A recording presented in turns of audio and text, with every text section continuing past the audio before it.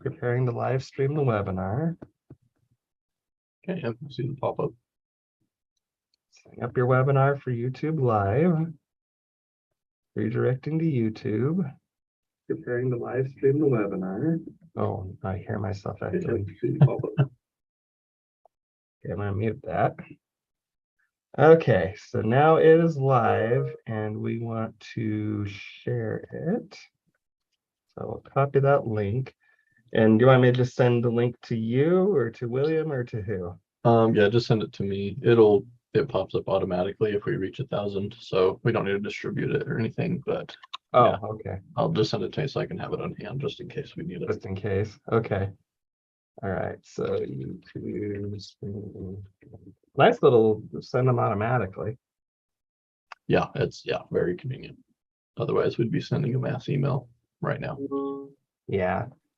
That said, I mean, I know we've had a couple of webinars where we've had more than 1,000 people enroll, but or register, but has it ever gone over? No, most we've had is like 700-800. This one has, I think, 2,400 registered. So we'll see. Whoa, really? Yeah. That's got to be a new record. Yeah, the last time was similar. I don't know if it was that many or not, but yeah, we never reached over 1,000 when it actually happens. Huh. Well, that might actually happen this time. I mean, that's more than double. That's a lot. Pushing our luck. Well, all right.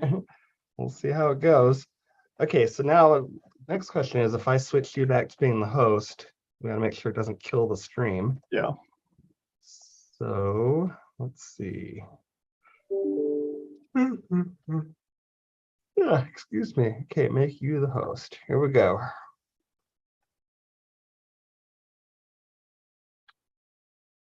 Looks like it's still going to me.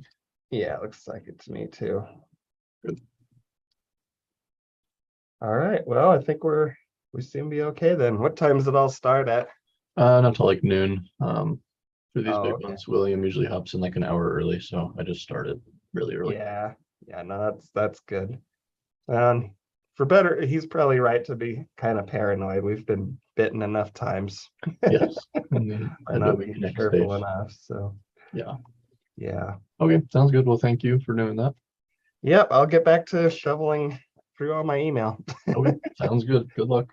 Thanks. Talk to you later. Bye.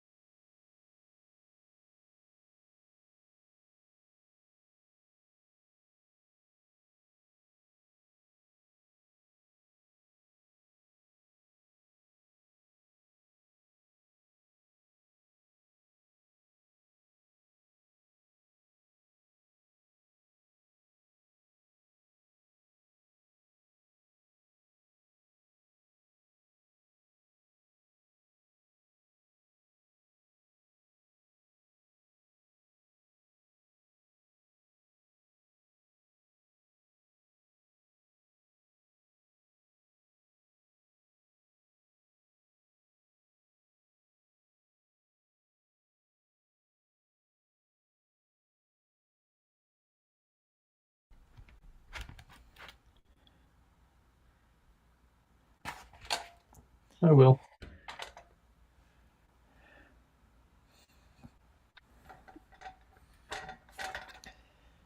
Gunnar, can you hear me? Yep. Can you hear me?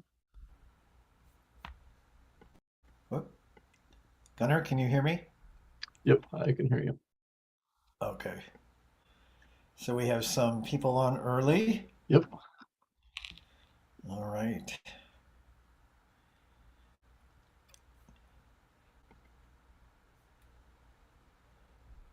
Was there a misunderstanding about the start time?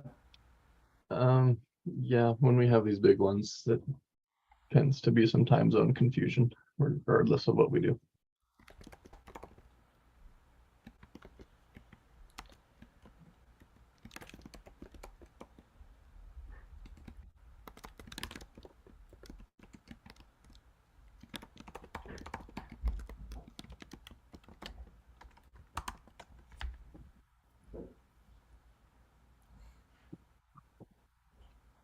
Okay.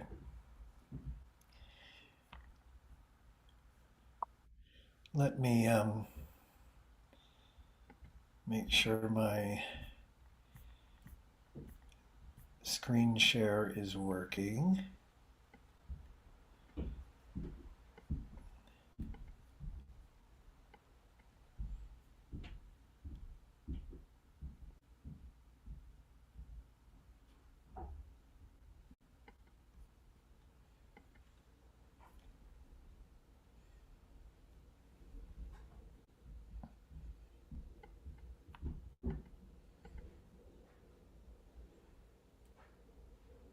Hey, that was the right one. It was? Yeah. Wow.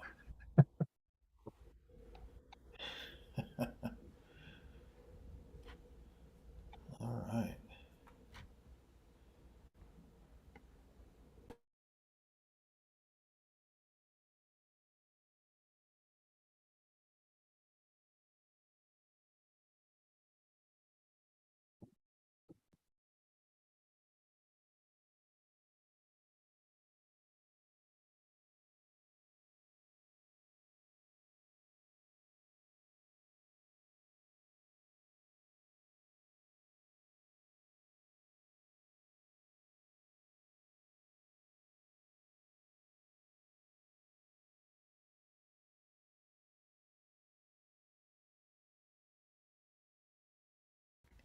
The problem is that if I leave the screen share on, I can't see the chat or anything. Are you able to like pull it up on your other screen?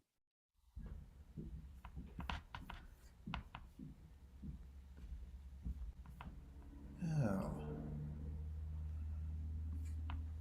I do not even know what it looks like when you're screen sharing because I'm Yeah. always on the other end All of right. it. I think I'll just not screen share for right now. Yeah, and that's fine.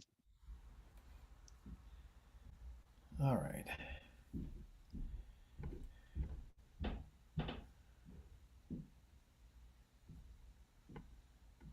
All right. I'm going to mute and stop my video. And if you need to get my attention and I'm not responding, just text me. Okay, sounds good.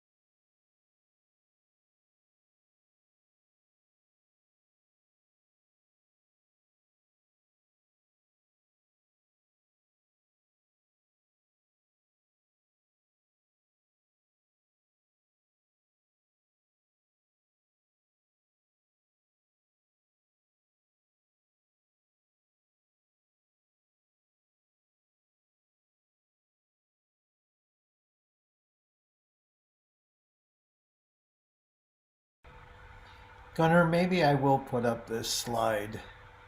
Yeah, that might be helpful. That is okay. Tell me if that's the right one.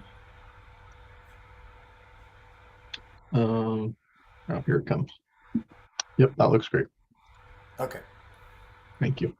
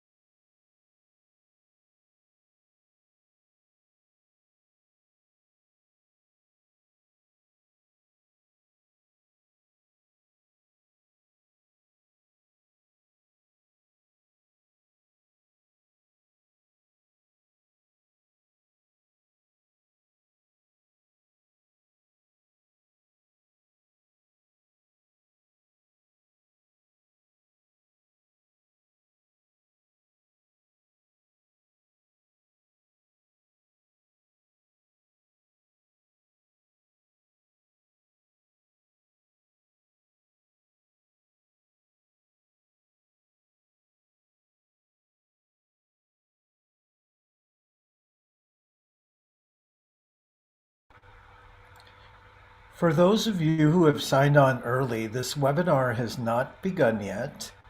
The webinar is going to begin at the top of the hour in about 35 minutes, 2 o'clock Eastern Time, 1 o'clock Central, 12 Mountain, and 11 Pacific.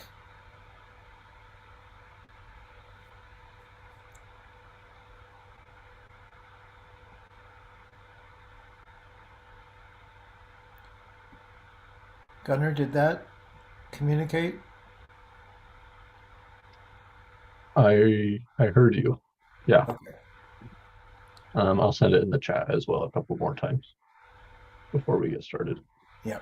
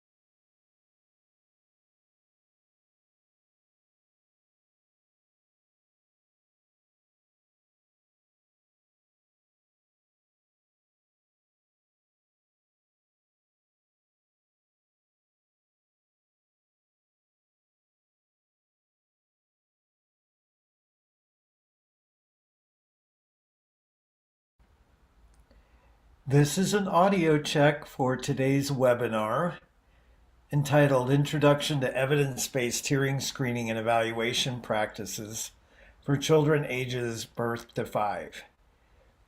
We're going to start in about 30 minutes from now at the top of the hour. For those of you signed on early, welcome.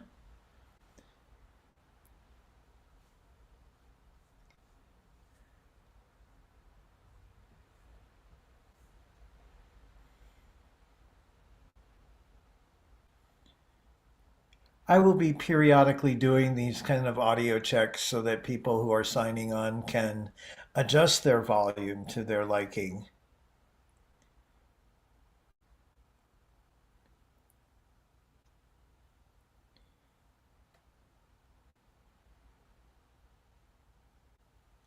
Gunnar, is our captioner on yet? Yep, they actually just showed up, so I'm promoting them great. now. Okay, great.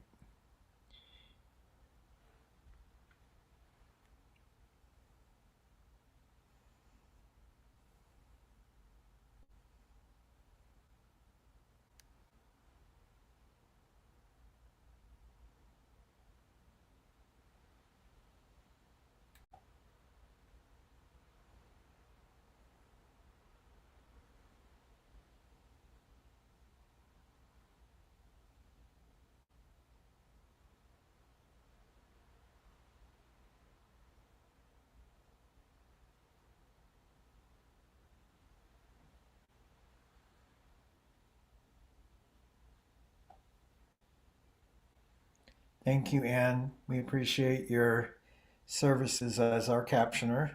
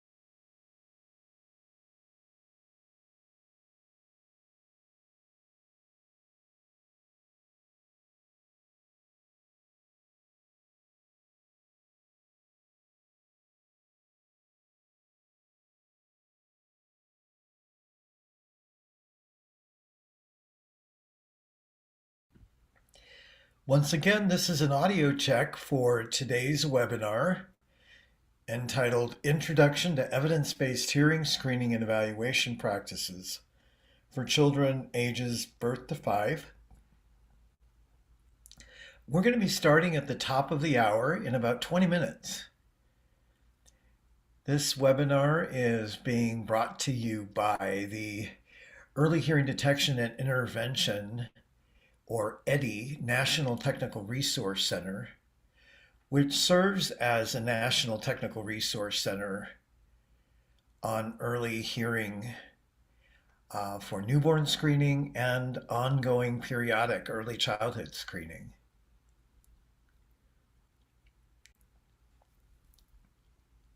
Again, we'll be starting at the top of the hour in about 20 minutes.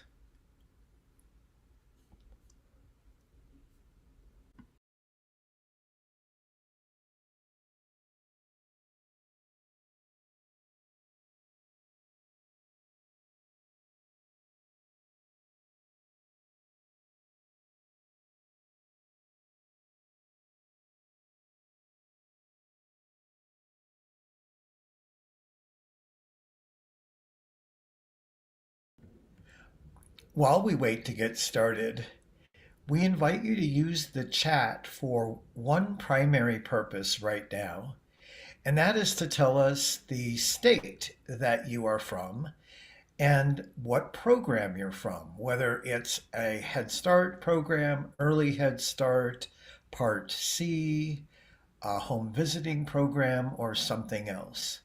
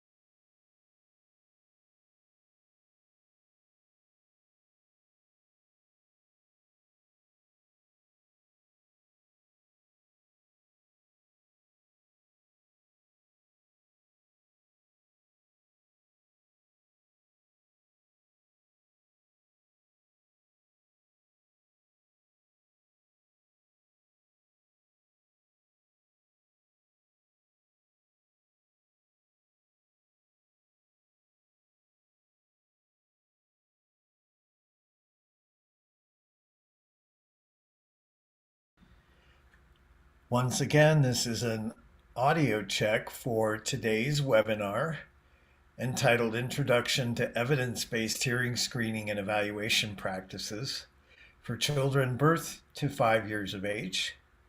We're going to start at the top of the hour. That's about 15 minutes from now. If you haven't already, we invite you to use the chat box right now for one primary reason, and that is to post the state and program that brings you to this webinar, whether that's a Head Start program, a Part C early intervention, home visiting, a healthcare setting, so that we know a little bit about where you're coming from.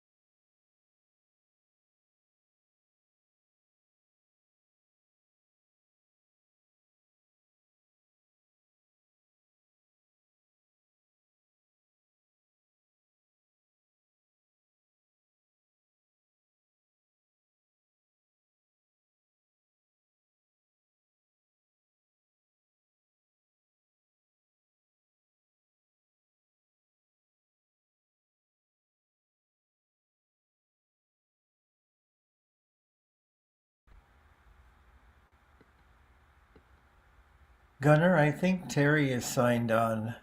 Yep, he's a panelist now. Okay. And I can hear you. Can you hear me okay? Yeah, How is the sound quality? it's fine. Okay. I'm currently connected through the hotspotting my phone. Okay. Well, that sounds challenging. Do you need to plug in your phone for? It is. Yep. Okay. Okay. And are you able to see the slide scripts that you're going to be needing? Yes. Yes. Okay. I've got that pulled up from the hard drive, so I'm good there. Okay, good. For those of you who have just signed on, we'll be starting at the top of the hour or a few minutes after that. People are signing on at a fairly rapid pace now, as you might expect.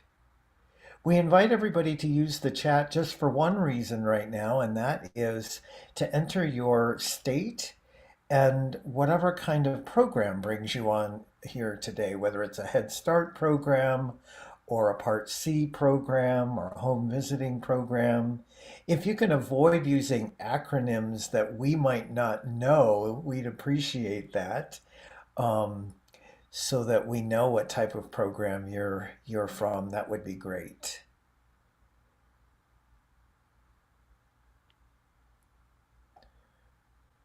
And once again, we'll be starting here in a few minutes around the top of the hour.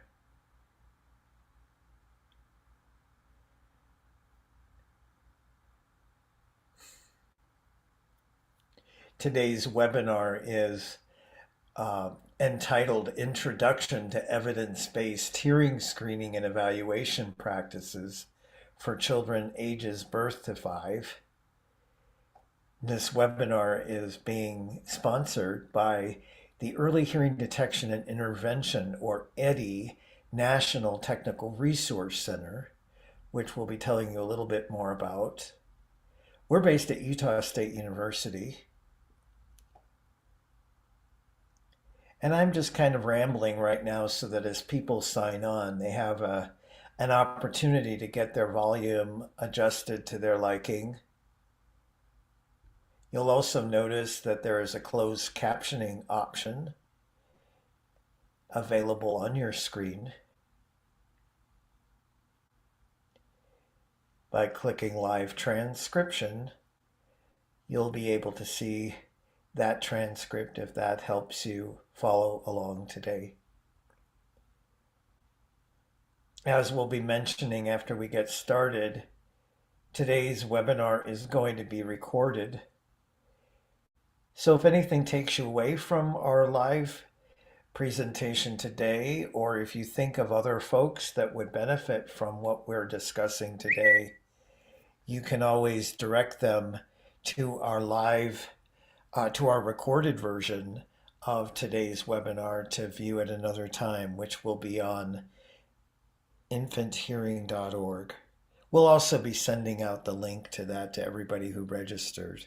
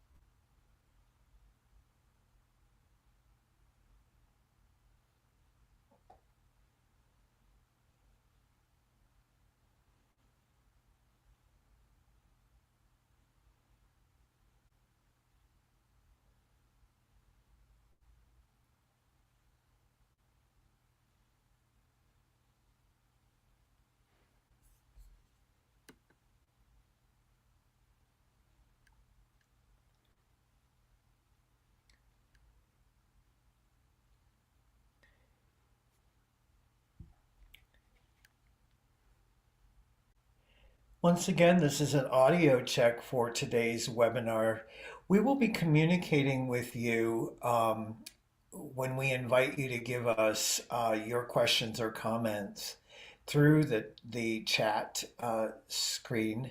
But we're going to save that option for after we've wrapped up our comments today so that we can proceed through our content.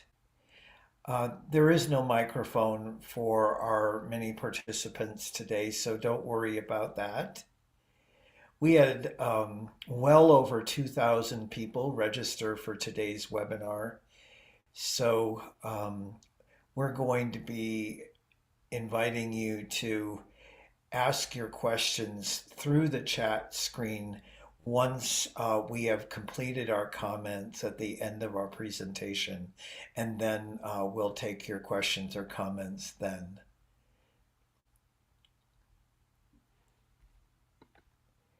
For now, we do invite you to use the chat to enter your state and whatever type of program brings you to today's webinar, whether that's a Head Start program, a Part C early intervention, or Part B program, a home visiting program. And we encourage you to tell us without acronyms what that is so that we know what that means. You might know your acronym, but not everybody does. So we encourage you to tell us what perspective you're bringing to today's webinar. We'll be starting here in a bit. People are signing on at a fairly rapid pace now. If it helps you, you'll notice that there is a closed captioning option for you to see a transcript on the screen if that is to your liking. You may select that. Be aware also that today's webinar is going to be recorded. So if anything disrupts your participation in today's webinar, you'll be able to view it again. And also keep that in mind so that if there are people that you know of whom you think might benefit from today's webinar who aren't in attendance, you can share that with them later. So we'll be providing you with the link to today's recorded webinar. People are continuing to sign on at a fairly rapid pace now, so we're going to just pause for a few more minutes and then we'll get started. Terry, are you there still with us? I am, thank you. All right, good. Our other presenter today had experienced a power failure, so he's patched together a way to be on with us today.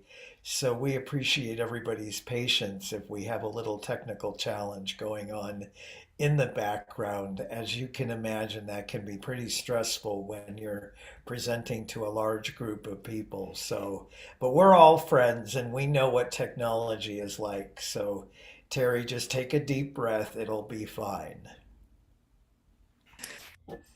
Thank you, William. I appreciate it. I hope that I'm still coming across clearly. Yep, you sound great. For those of you who have just signed on, we've invited people to use the chat just to enter your state and the name of the type of program that you're from, whether that's Head Start or Part C or home visiting or whatever kind of program brings you to today's webinar. And if you can avoid acronyms that we might not recognize, we'd appreciate that. It's really helpful for us as presenters to get a sense of who is in our audience since we have so many people who have registered for today's webinar. As I mentioned, we've had well over 2,000 people register for today, and we're delighted at that level of interest. So thank you, everybody. We'll be starting here in just a moment. The sign-on scroll is going up rapidly right now, as we would expect, since we've just hit the top of the hour.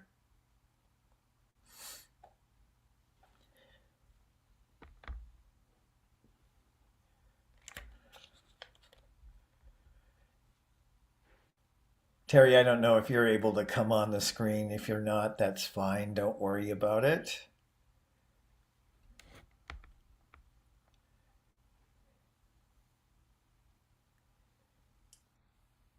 Well, I think we're going to honor our start time and get started, even though people are signing in at a fairly rapid pace right now.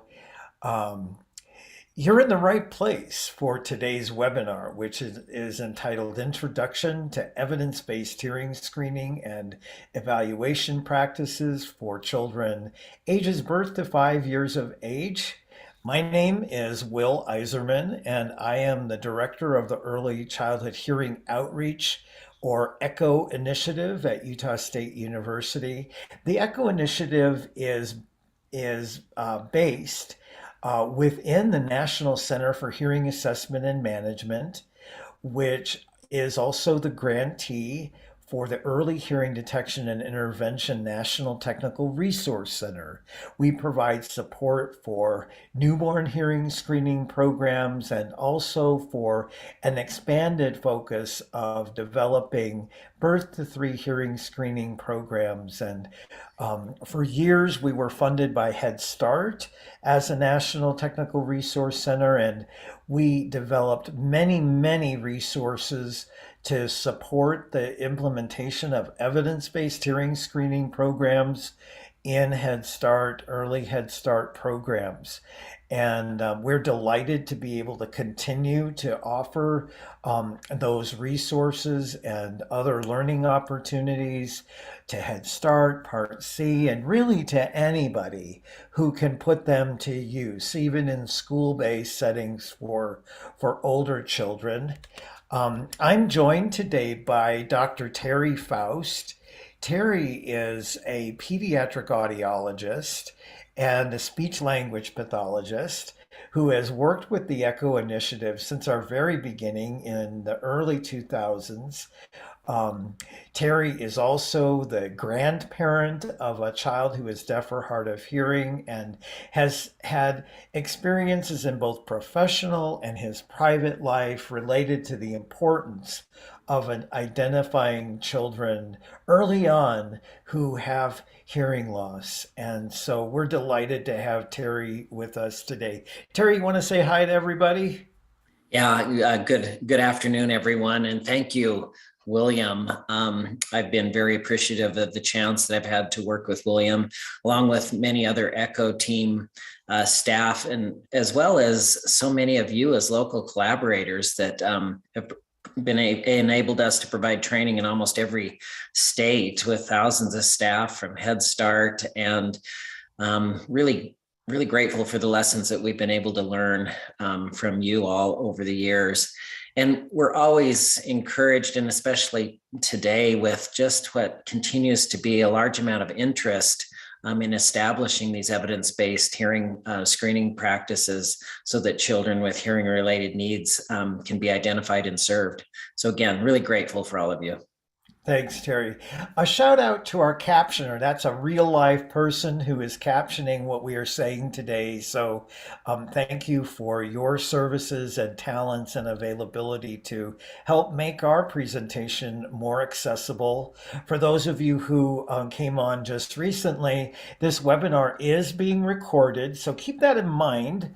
If you need to step away or think of somebody who isn't participating live with us today whom you think might benefit from the information that we're covering, they can access it through our website after we're done today at infanthearing.org or kidshearing.org. We're going to be sending out the link to the recorded webinar to everybody who registered, so you can look for that at the end today.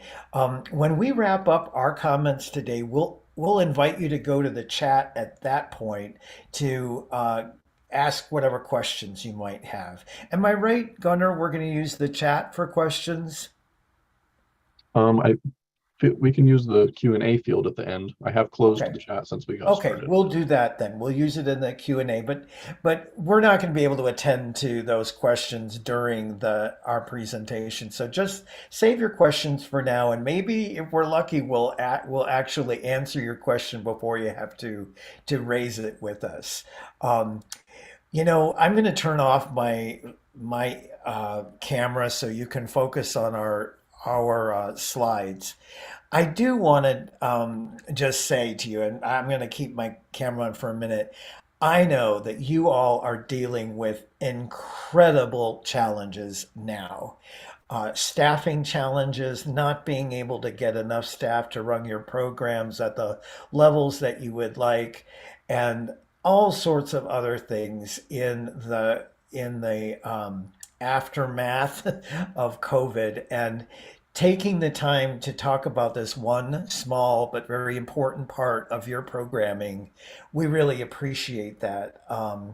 And so I hope you feel acknowledged for that, because we know that you're under a great deal of demand right now. So thank you for that. It is noted.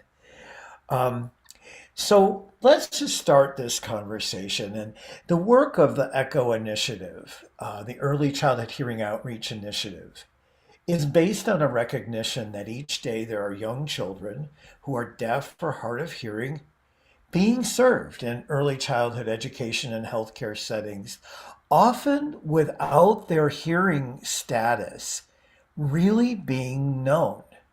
Hearing loss is essentially an invisible condition. So, how can we reliably identify which children have normal hearing and which may not?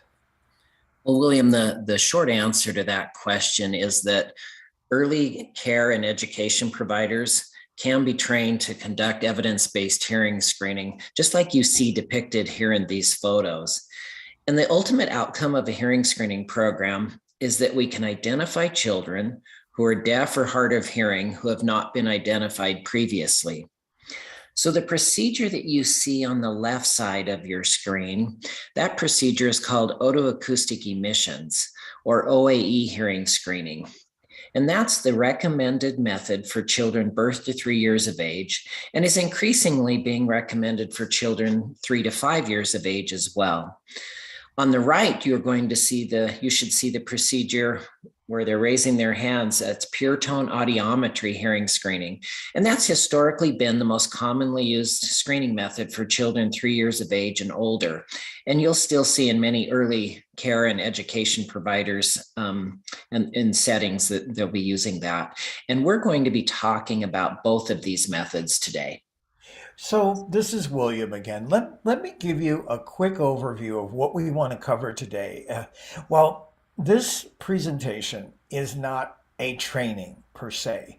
Our goal is to provide an overview of the picture of what is involved in implementing evidence-based hearing screening for children across the age spectrum, birth to 5. We'll start by giving you an overview of the auditory system or the hearing system, which will help lay a foundation for understanding how the hearing screening methods that we're going to be talking about today actually work. Then we're going to talk about why we screen for hearing loss. What even makes it possible for us to be seriously engaged in systematic screening for hearing? We'll then talk about the two methods that Terry just mentioned, starting with the OAE screening process, followed by an overview of the pure tone audiometry screening process. Next, we'll address the important question, what do we do next when a child doesn't pass a screening?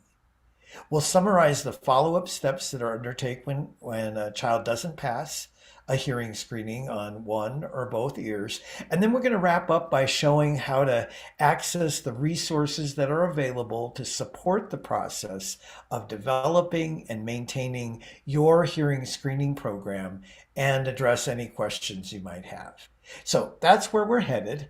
And as you follow our progression through these topics by You can refer to the left side of your screen, and since this is a recorded webinar, this left side menu can be useful if you return to this recorded webinar and want to navigate to a specific portion of our presentation to review again or to share with others.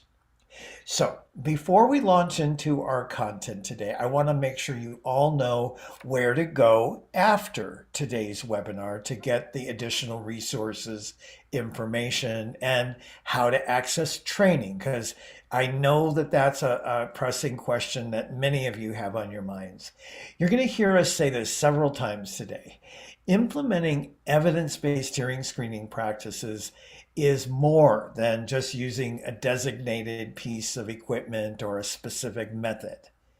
To implement evidence-based practices, that equipment or method must be used according to a prescribed set of steps under carefully controlled conditions, each step of which is carefully documented in detail. This is true whether you're using OAE screening or the pure tone audiometry screening method. And so over the years, the ECHO initiative, the Early Childhood Hearing Outreach Initiative, developed a wide range of resources to help you achieve the goal of implementing evidence-based hearing screening, doing much more than just buying and having the right piece of equipment, but knowing how to put that equipment to use in an evidence-based manner. So our goal for today is to help you find all of that information and the resources you need.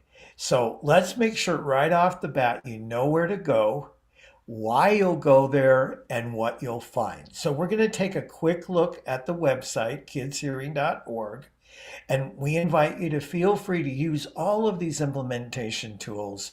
And certainly before you sit down to develop a form or a letter for parents, look at what's there already, because we've really tried to create all of the things that you would need before you had to make anything yourself. Most of these resources were developed in collaboration with folks like yourselves. Maybe even you have participated in that. So we want to make sure you know what is there. So let's look at kidshearing.org. This is our landing page.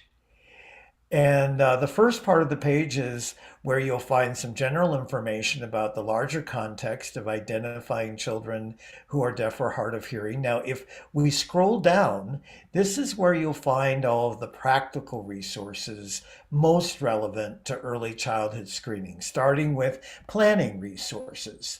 Under that planning heading, you'll find information about where to find a local audiologist to consult with your program.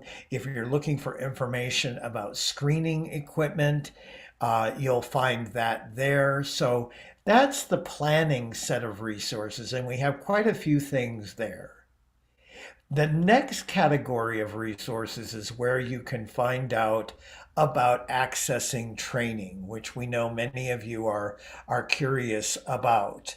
You'll find access to our NCHAM non-federally funded website, which is learntoscreen.org, where you can find online courses, one on OAE screening and the other on pure tone audiometry screening. This website is where you can access comprehensive training designed to prepare early care and education providers in evidence-based screening practices. Some of you may have a group of staff who are needing training all at the same time, while some of you may find you have staff entering your program at different times throughout the year who are needing training at different points throughout the year. The online training available here can be done anytime and at any pace. So it should meet the needs of just about anyone needing a quality comprehensive training on OAE or pure tone audiometry practices. So we encourage you to check out that after you view this webinar. The next set of resources are resources designed to help you once you've been trained and you're ready to get going with your screening. Some of the things you need on a daily basis to prepare for screening a bunch of children, documentation forms, letters to parents, the protocol to follow when children don't pass, what to say to parents when children don't pass. And then lastly, follow-up resources, which have a tracking tool so that you can follow a group of children easily through the screening and follow-up process, and even monitoring your program for quality. How do you do that? So all of those resources are sitting there waiting for you to go and explore them once you've completed this webinar today. So that's kidshearing.org, and you should be able to find nearly everything you need to get you up and going and to maintain a quality evidence-based hearing screening program. kidshearing.org. And we'll be mentioning that periodically today. So, okay, let's put all of these resources into context. And we're going to start for a minute by doing a quick overview of the auditory system, or what is essentially the hearing system. Now, there are three parts of the auditory system: the outer ear, the middle ear, and the inner ear, or cochlea. When sound enters the outer ear, it causes the eardrum to vibrate, which then moves three small bones in that middle ear. This movement stimulates thousands of tiny sensitive hair cells in that snail-shaped portion of the inner ear called the cochlea. From the inner ear, the sound signal is carried along special nerves to the hearing centers of the brain, and the individual, you and I, in most instances, experience the sensation we call sound. And while this is Terry, and while this is how the auditory system typically functions, there can be some exceptions. There can be temporary issues such as things like a wax blockage or fluid in the middle ear that's caused by ear infections that we may discover and get addressed during the hearing screening process. But just to remind us, the primary target condition of a hearing screen is the functioning of the inner ear, or the cochlea, that snail-shaped portion of the ear, just as William mentioned. Now, excuse me, in some instances, the sound travels through the outer and the middle ear, but when it reaches the cochlea, the signal is not transmitted up to the brain, resulting in what we call a sensory neural hearing loss. This condition is usually permanent, and this is the primary condition for which we are screening in these mass screening efforts. Now, this may come as a surprise to you, but it's an important fact for you to know that sensory neural hearing loss is the most common birth defect in the United States. In fact, about 3 children in every 1,000 are born with a hearing loss or a deaf or hard of hearing. And most newborns in the United States are now screened for hearing loss using evidence-based methods. And most of them are screened before even leaving the hospital. But screening at birth or during the newborn period isn't enough. The research suggests that the incidence of permanent hearing loss actually doubles between birth and school age. So from the 3 in 1,000 at birth to about 6 in 1,000 by the time children enter school. So we can't only screen for hearing loss at birth then. We need to screen throughout early childhood because hearing loss can occur at any time as a result of illness, physical trauma, or environmental or genetic factors.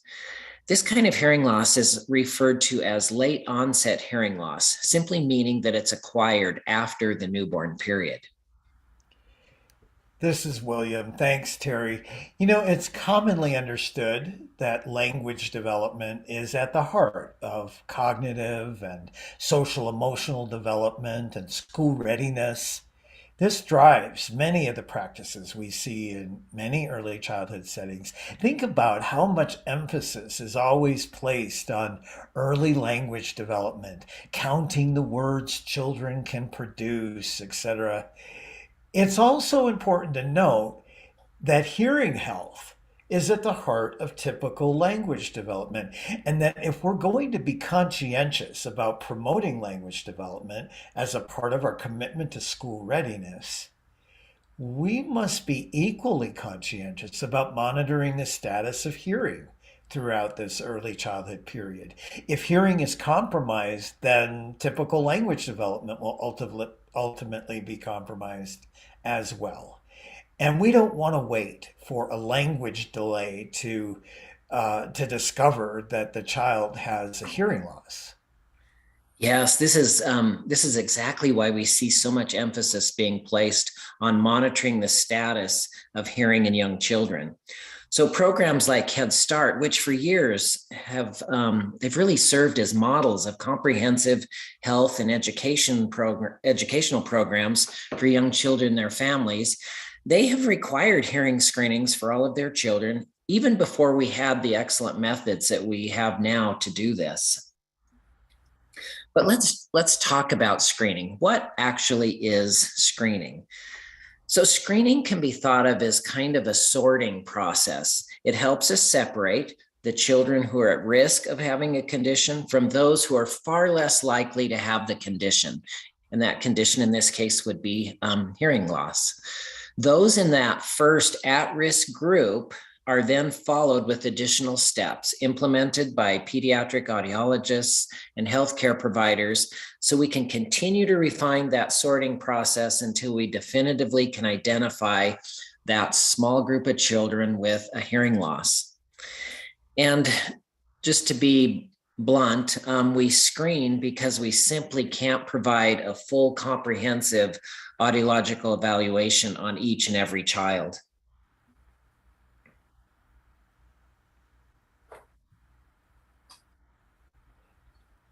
So, screening, when it's followed by appropriate audiological assessment and early intervention, can dramatically improve the options and outcomes for children who are deaf or hard of hearing. When hearing loss is identified early, we can make sure a child has access to language. As a result, children who are deaf or hard of hearing are thriving in ways that frankly used to be rare. And by providing hearing screenings, you can be a part of creating that amazing life changing outcome. So let's just take a moment and look at a couple of examples of children with severe to profound hearing loss who've had the benefit of early identification of their hearing loss and access to quality intervention. These children are learning and thriving and communicating. So these two girls are profoundly deaf. They wear bilateral hearing aids. And as preschoolers, they're playing here. Let's listen to their language as they play with one another. We're having a party over here. You're gonna miss it. Okay. Are you guys talking? I'm skating. No, look, this is the water. She's skating on the water.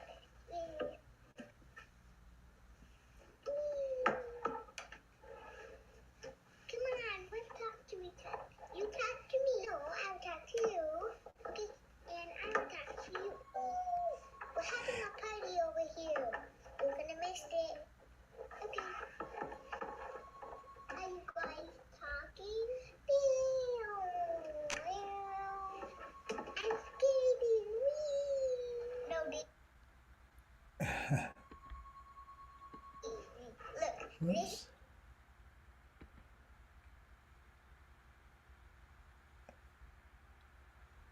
Let's see. These children are using sign language to communicate, but they're also proficient communicators.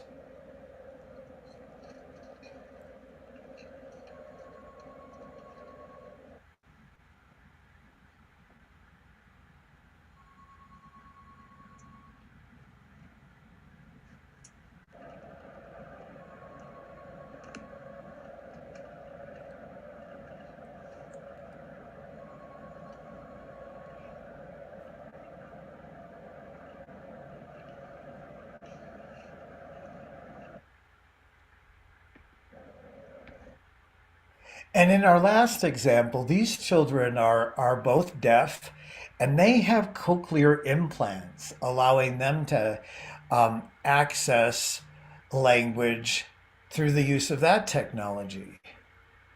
Hey, I'm AJ. Yeah. Hi, my name is Gibson. People are special in different ways. One of the things that makes me feel special is I'm deaf. I'm deaf too, and that means that your ears can't hear. AJ and I have special things to show you. They're called cochlear implants. They help us hear. Cochlear implant is a big word, so I call them CI. So those children remind us of our goal. We want to make sure all children have access to language one way or the other, regardless of whether they have a hearing loss. And the way to achieve that is to be fully committed to quality periodic hearing screening. And as we mentioned a moment ago, OAE and pure tone audiometry are the recommended methods that we'll be talking about today. And I just want to emphasize that the availability of OAE and pure tone screening means that it's no longer appropriate to rely solely on subjective methods that have been used in the past, things such as ringing a bell behind a child's head, or depending solely on caregivers' perception of a child's hearing. Now, I don't misunderstand, observations of a child's response to sound, especially a lack of response, can be helpful, and we should pay attention to how children do or do not respond to their environment. But these sorts of observations do not constitute a hearing screening because they're far too crude and unreliable. And frankly, we can do just so much more than that because of our current available technology. It's also important to note that although some healthcare providers have incorporated evidence based hearing screening into well child visits, this is not yet standard practice, especially for children less than 4 years of age. Yes, some parents may report with a lot of certainty that their that their healthcare provider did perform a hearing screening. But please understand this, and I can't really emphasize it enough as an audiologist, that routine examinations of ears by healthcare providers should not be mistaken as a hearing screening. It's really precisely because screening isn't yet happening consistently in that context that programs like yours are adopting hearing screening practices, because there's an obvious increased recognition of the importance of monitoring hearing. And it is now feasible to do this in programs like yours and by people like you. So, the take home message here is this: unless a child's hearing or medical records include the documentation of ear specific hearing screening results and the screening method used, we should never assume a hearing screening was actually completed. Yeah, that's right. And then there's another important point, William, to remember, and that's this, that while OAE and pure tone screening are highly reliable screening methods, they aren't perfect either. And that just means that there may be some rare conditions that are not identified through those screenings. So whenever a parent expresses concern about a child's hearing or their language development, even if that child received and passed a hearing screening using one of these methods, we would recommend that that child be referred for an evaluation from an audiologist. So, Terry mentioned a moment ago newborn hearing screening. So, let me say something about newborn hearing screening results. When a child enters your program or system, especially if they're coming during the first year of their life, always be sure to collect their newborn hearing screening results.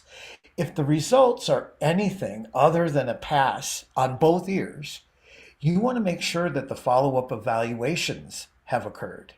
If you don't see evidence of that, you'll want to have the family circle back to their healthcare provider to accomplish that. And if you're in a program that requires an annual hearing screening, you can use the newborn hearing screening result for the first year of your life if you want to. But it would be great to rescreen, and you'd always want to rescreen in subsequent years. Okay, so let's talk about these two hearing screening methods now in a little bit more detail. If you're responsible for children who are under 3 years of age, the recommended method is OAE screening, which you see on the left right here. If you're responsible for 3-year-olds or older, pure tone audiometry has been considered the recommended method, even though more and more we're seeing OAEs being used for this older group as well. Terry, why are we seeing some of these older kids being screened uniformly with OAEs now instead of pure tone audiometry?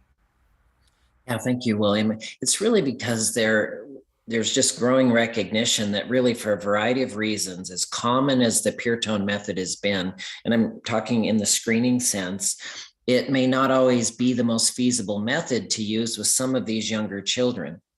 The research is showing that about 20 to 25% of children in that 3 to 5 age group can't be screened with this methodology because they just aren't developmentally able to follow the directions reliably. And you'll see what those are here. We'll talk about that in a little bit more detail.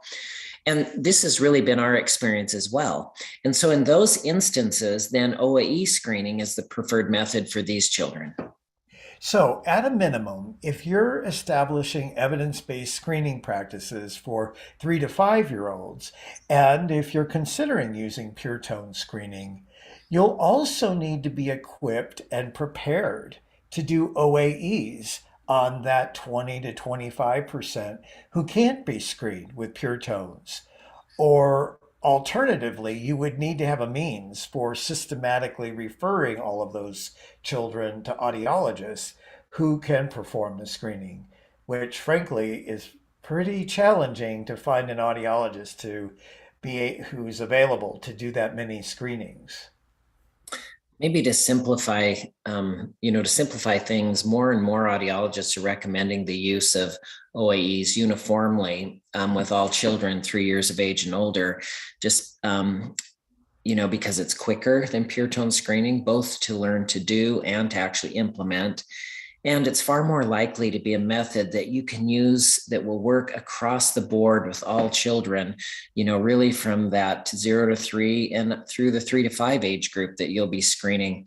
And it's really equally as effective. So, if you or your program are still undecided about which method to primarily use for children 3 years of age and older, we've got a document on our website, kidshearing.org, that compares both OAE and pure tone screening for this population and can help you and maybe your health services advisory committee make that ultimate decision. Great, thank you. So let's go ahead and start. Let's start with otoacoustic emissions or OAE screening, which, as we said, is the recommended hearing screening method for birth to 3 years of age, 3-year-old children. So you'll see this is being depicted in the photos that you see here. If you are serving children birth to 3, again, OAE is the one and only evidence-based method that's recommended by the American Academy of Audiology and the American Speech Language Hearing Association, which is also known as ASHA. So OAE screening is the most appropriate method to identify young children at risk for permanent hearing loss because it's accurate and it's feasible. It doesn't require a behavioral response from the child, which allows us to screen children under 3 years of age. It's quick and easy. Most children can be screened in just a minute or two once you've been trained and gotten comfortable with the process, sometimes in as little as 30 seconds an ear. Honestly, sometimes it takes longer, but overall, it can be a pretty quick and easy process. It's a flexible tool, and this we love about this because we can go to whatever environments children are already in, whether that's their classroom, in their home, in an outdoor play area, or in a healthcare setting. Yeah. And then, most important of all, it's effective. It's effective in identifying children who may have a mild hearing loss or loss in just one ear, as well as those that have a severe bilateral loss or hearing loss in both ears. In addition, it can also be helpful in drawing attention to a broader range of hearing health conditions that may need further medical attention. So OAE screening can also help us to identify children who have a temporary hearing loss that's the result of middle ear infections, for example. Although this is not the primary goal of OAE hearing screening, it's definitely an additional benefit of screening with this method. So take a look at these pictures here for a minute. I just love these pictures. We've been in hundreds and hundreds of early Head Start and Head Start programs, Part C programs. The children you see here are being screened with the OAE method. And what do you notice about where they're being screened? They aren't being pulled out into an environment that is foreign or strange or kind of scary for them. They're being screened in their everyday educational home or uh, family environments where the children are already happily spending their time. And the people that are doing the screening are the ones who have been trained to do these screenings. They're their teachers, they're home visitors or health specialists that they already know. And so, because it allows us to do this, we can screen groups of children fairly rapidly and without a lot of distress. And if we have to go back and screen some children who don't pass, it's not that big of a deal. Yeah, William, even I hope people notice that lower right picture. That was even outside. Yeah, that was. So, and just follow up with that, the screening actually works best when children are familiar and comfortable with the adult doing the screening, and where they can play with a toy, they can be held, or even sleep while the screening is being conducted. So let's talk about conducting an OAE screening. To conduct an OAE screening, we first are going to take a thorough look at that outer part of the ear to make sure that there's no visible sign of infection or blockage. And then we're going to take a small probe on which a disposable cover has been placed. We're going to then insert that into the ear canal. And then that probe is going to deliver a low volume sound stimulus into the ear. And a cochlea, or that inner snail-shaped portion of the ear that we talked about earlier, a cochlea that is functioning normally will respond to this sound by sending the signal up to the brain, while also at the same time producing an acoustic emission. And this emission is analyzed by the screening unit. And in approximately 30 seconds or so, a result will appear, is either a pass or a refer. And I just want to emphasize that every normal, healthy inner ear produces an emission that can be recorded in this way. So let's give you a quick look of an actual real-time screening. This is unedited. You'll see the screening process from beginning to end, and you'll know when they've got a result because they're going to celebrate it. Are you ready?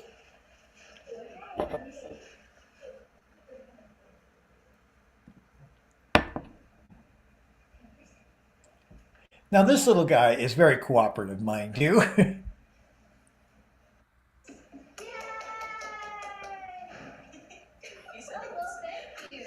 All right, so now we're going to put the probe in the other ear. Let's try that one.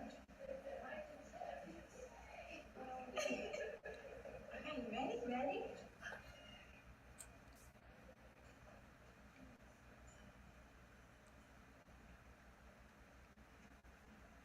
He already did it. So that really gives you an idea of how quickly that can go under ideal circumstances. And, like many skillful tasks, competent screeners can make it look very easy. And it often is easy once you've been trained and have had a little practice.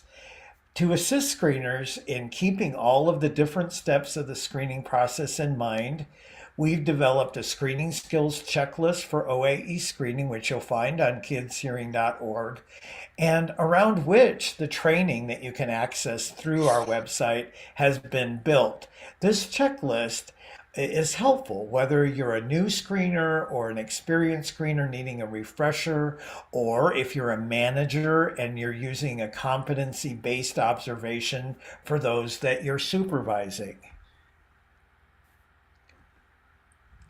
As we've emphasized, evidence-based screening is more than just using a designated piece of equipment. Training is critical. So yes, to be evidence-based, you do need the right piece of equipment as well as training. But let's talk about that equipment. You do need appropriate equipment. So be aware that OAE equipment is available from several different companies in models that have been designed specifically for screening by lay individuals like most of you. These simpler models are less expensive and currently cost about $3,800. Now, there are also equipment models that are intended for audiologists for diagnostic purposes, and they're more complicated and you can guess it, more expensive. As non-audiologists, be careful to purchase more than you need. Don't purchase more than you need. Get the simple model. And in addition to the cost of the equipment, you need to also factor in those removable disposable covers, which can cost anywhere from $1 to $1.50 each. You'll also want to get some adult size probe covers because you'll be testing the equipment on yourself on a regular basis. And especially during the training process, you'll be working with other adults to get familiar with the screening process. So be sure to get some adult size probe covers as well as a variety of different sizes for children.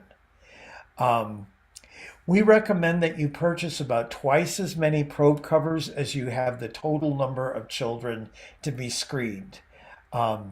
Once you meet with an equipment distributor or a salesman, they may mention that they will offer you training. And it's important that you understand that this training is rarely sufficient to meet your training needs that you have. They will acquaint you with the various functions of the equipment. Sometimes they'll even overwhelm you with features that you don't even need. But they are not going to train you about how to screen young children, how to document your results, how to communicate with parents the results. This has been a point of confusion for some people that we want to really make clear, and we can make it clear with a simple analogy. A car salesman may train you about all of the various functions of that new car, and that can be helpful. But that person is not going to teach you to drive. They're not going to teach you how to parallel park. And you'll need to learn how to parallel park, in other words, with your hearing screening. There are screening skills you'll need. So think about that when you're looking at training, and know that the training offered by equipment salespeople is not going to be sufficient. That is, in fact, why the Office of Head Start helped us develop all of these training resources over the years, and why we now have continued to make a training, online training program available to you. So that's the overview of OAE screening. We're going to quickly go over to pure tone screening for those of you who may be considering this. Now remember, this is never recommended for children under 3. We mentioned pure tone screening has traditionally been the common method for 3 to 5-year-olds. Now, you probably recognize this. You may have already been using it, or you've had your own hearing screened this way. In this procedure, musical note-like tones are presented to children through headphones, and children respond with a behavioral response, like raising a hand to indicate that they heard the tone. Pure tone screening gives us a good idea of the functioning of the entire auditory system all the way to the brain, with the child showing us with a physical or behavioral indication that they perceived the sound. It's a relatively affordable method. The equipment costs about $800 to $1,000. The equipment is like OAE, it's durable and portable. And a wide range of individuals can be trained to perform pure tone screening. Terry, tell us how pure tone screening is done in brief. Yeah, thank you, William. So to conduct a pure tone screening, we're going to do the same thing we did before. We're going to take a look at the ear, again, to make sure there's no visible sign of infection or blockage, just again, like we did prior to doing OAE screening. And then if the ear appears normal, then the screener is going to instruct, or what we call condition, the child in how to listen for a tone and respond by raising a hand or placing a toy in a bucket, some kind of timed behavioral response. This step can take some time because we have to be sure that the child is able to reliably complete the screening task. Now, once the screener has observed that the child responds reliably to sounds that are presented, just like the screener instructed, that's the point that the actual screening is started.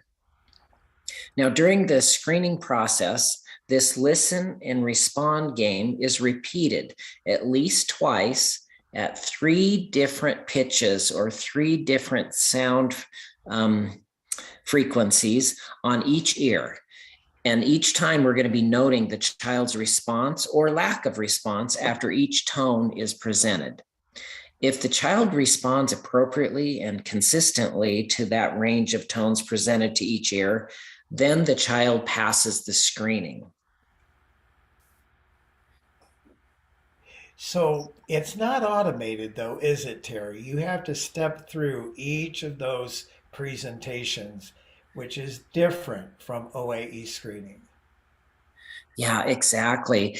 And the other difference between pure tone and OAE screening is that the screening, like you said, it's not automated, but then we have to follow a specific protocol. And so you as the screener have to determine whether that ear is passed or not.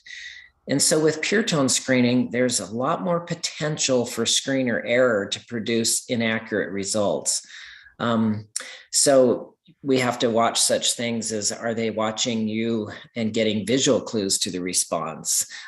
Those kinds of things. And so again, there's this wider opportunity to produce inaccurate results. So there's a real need for thorough training and oversight so that we make sure that all screeners are adhering to the prescribed screening protocol.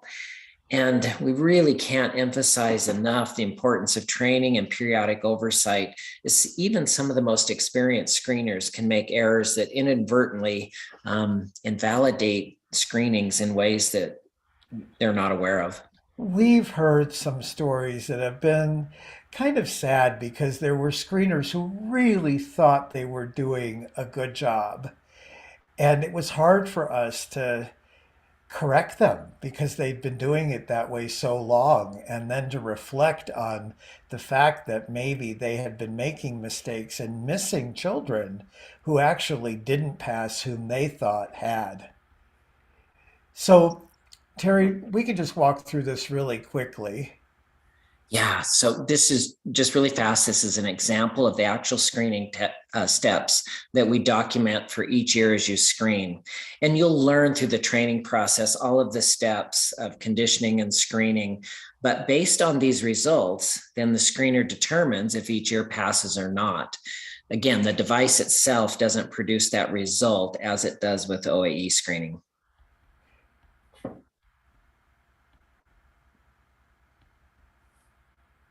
And then as you can see here, our screening forms that you would see in our training resources would walk you right through the process. But as we go through each pitch in the left and the right ear, you can see we get those either a response or no response.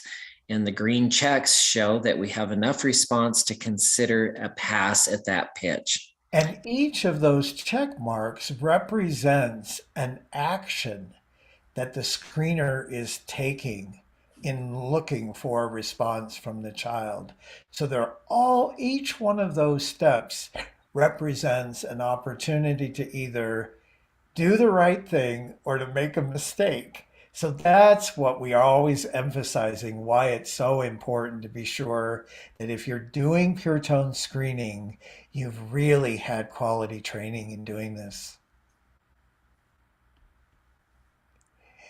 So, as is true of OAE and pure tone, we have a skills checklist here that you can follow for pure tone, around which the training has been built. So the next question that comes up that is incorporated into any good training process is, what happens next? What happens when a child doesn't pass?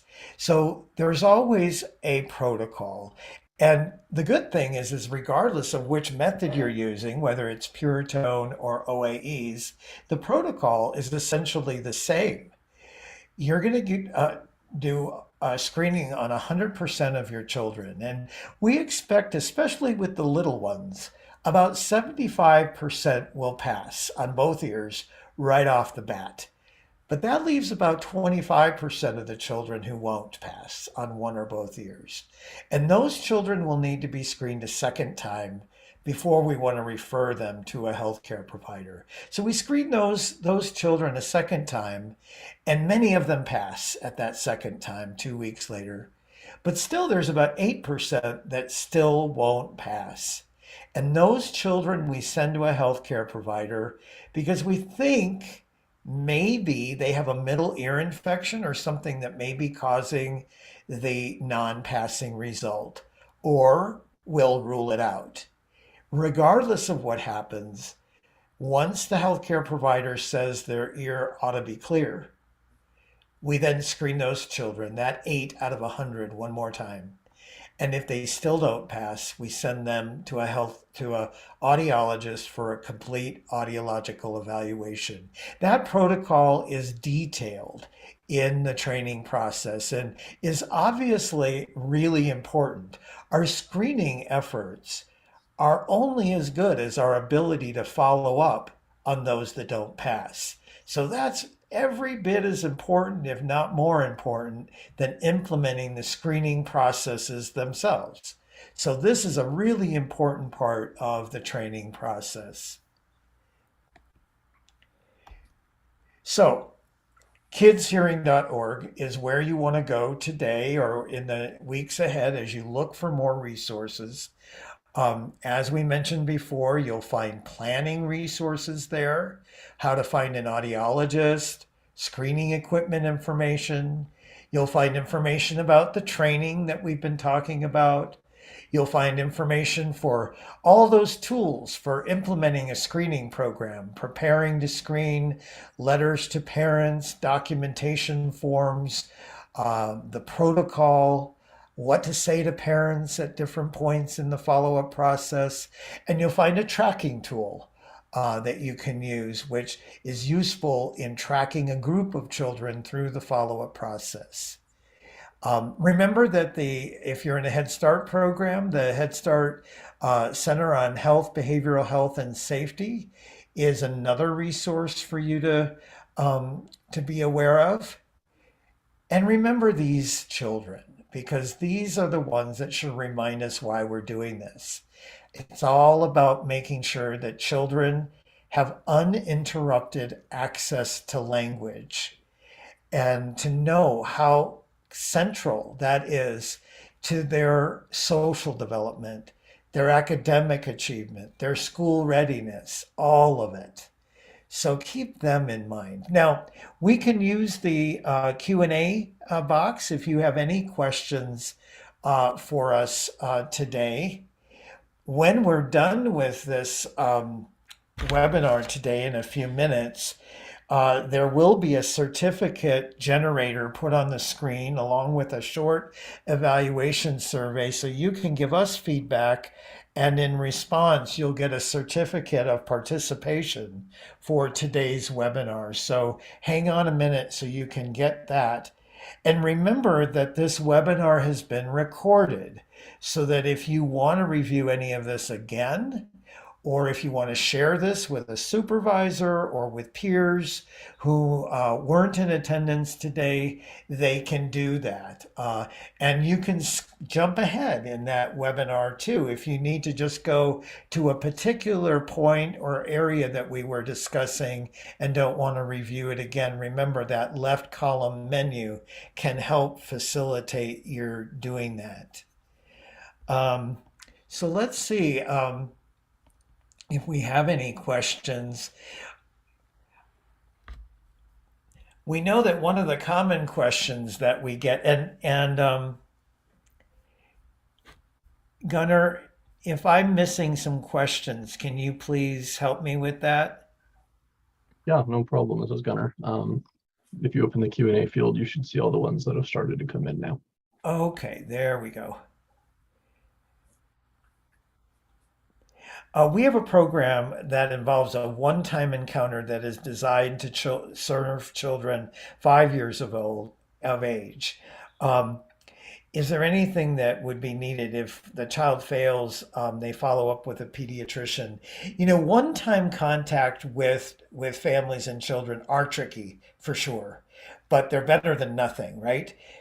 So we would want to make sure that you had a way to refer those children to a healthcare provider, but recognize you'll be referring, a fair number of children to healthcare providers in those instances, but it certainly doesn't do any harm. Yeah, this is Terry. I really agree. And that's where I love that data that was presented, William, where we kind of go from that 25% that referred down to that 8%.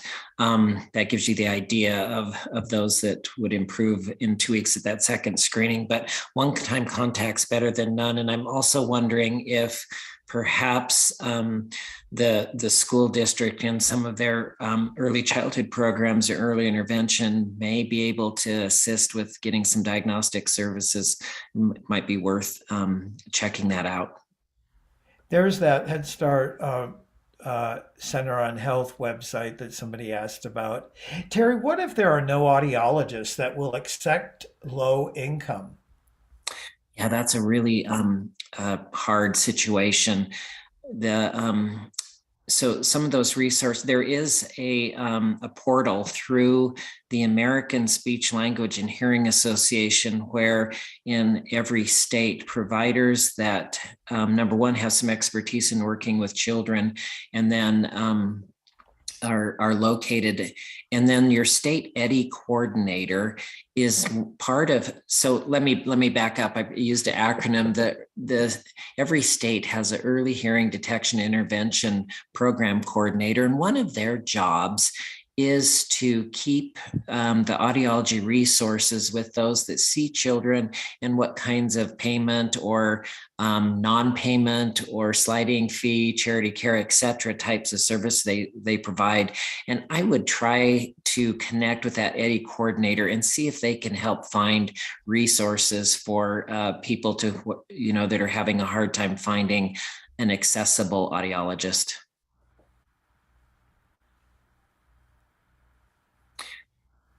I also see one question, William, that asks if we could show the website.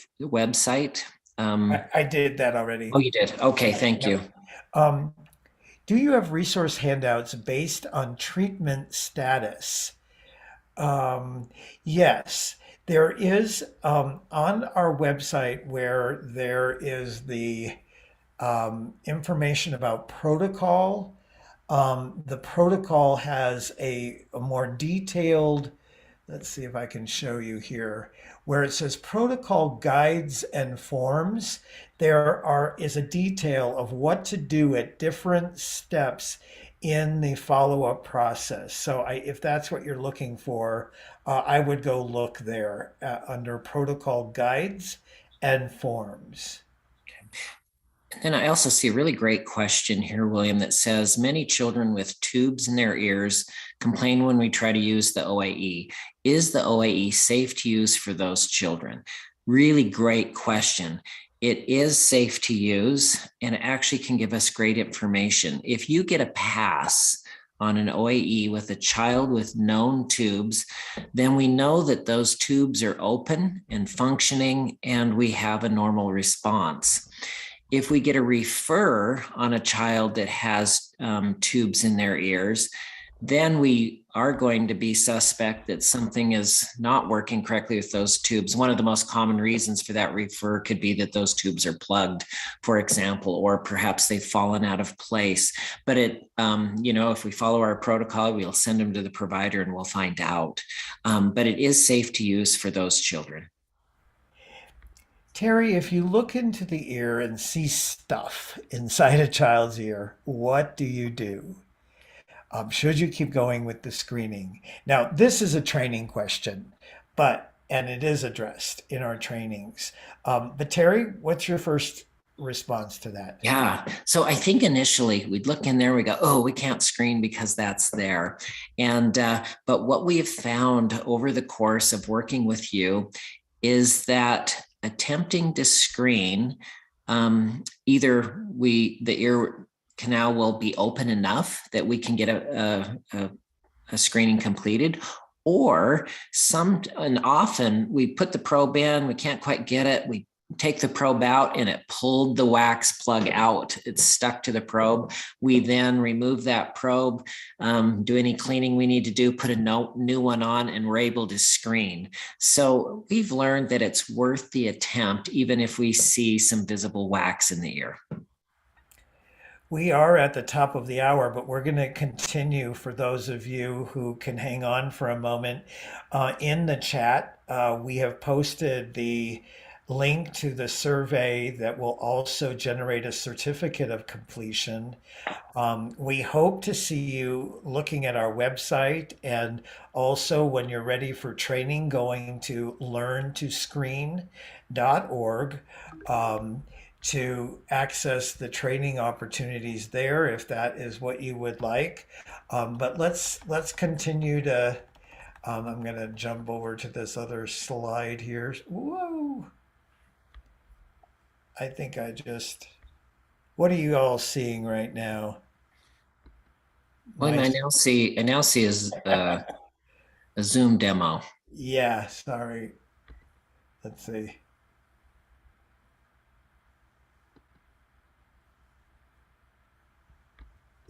Sorry, I'm coming back. If I recall, while you're doing that, there was a question on where to order probe covers, and I may not be getting this question right, so please correct when we come back. But there's several national companies. You can order them through School Health, and just be sure to match the brand of probe cover to the brand of your OAE equipment. There's also another national company, E3 Diagnostics, that carries the probe covers for almost all of the variety of machines that are out there. So those are two more kind of national resources you can look at, and then you probably are able to get them through your local distributor through whom you purchased your equipment. Are you seeing my screen again? I am not. Oh, I'm seeing it, William. Okay, great. You are? Is it appropriate? Yes, kidshearing.org. Okay, good.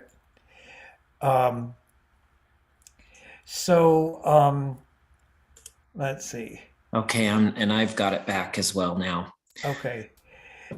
There was a question about how reliable the screening is. I feel like I can do a couple of screens on a child and even myself and get different results.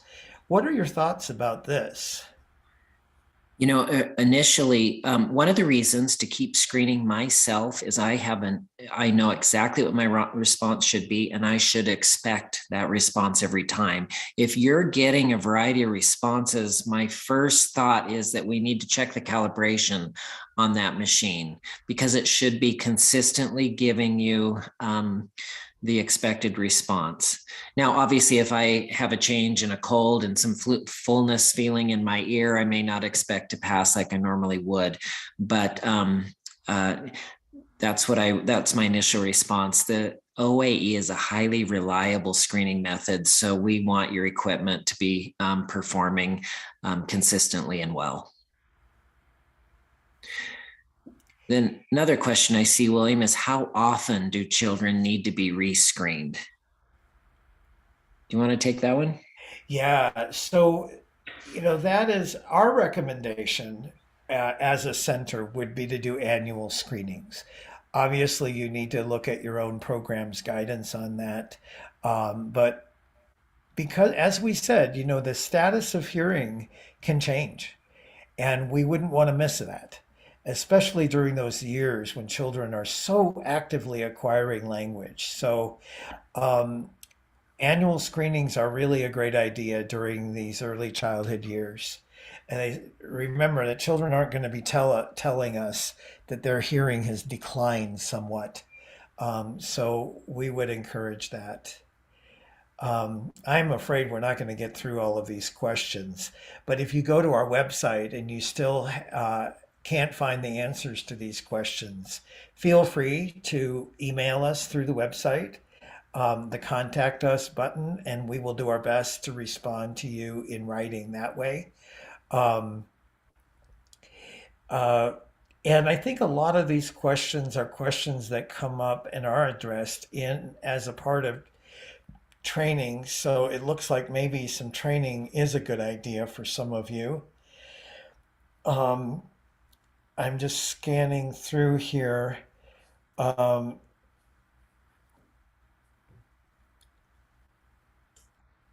I think we're going to need to wrap up today. Our captioner needs to go, but thank you everybody for your attention and your excellent questions. Feel free to contact us. Remember kidshearing.org as well as the learntoscreen.org for additional information, and we'll be sending you a link to today's webinar so that you can review it again or share it with others. Thanks, everyone. Thank you. Terry, thank you.